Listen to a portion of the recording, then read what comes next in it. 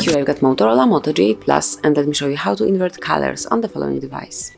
So at first let's open list of all applications, then find and select the settings. Now you have to find and pick accessibility right here. Scroll down to the bottom of the list where you will notice color inversion. Okay, so it's a bit over here under display, not at the bottom of the list.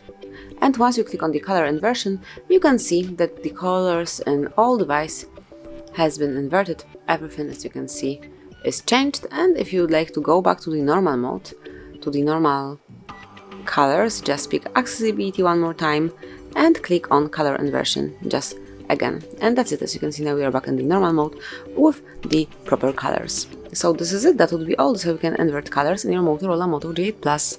Thank you for watching. Please subscribe our channel and leave the thumbs up.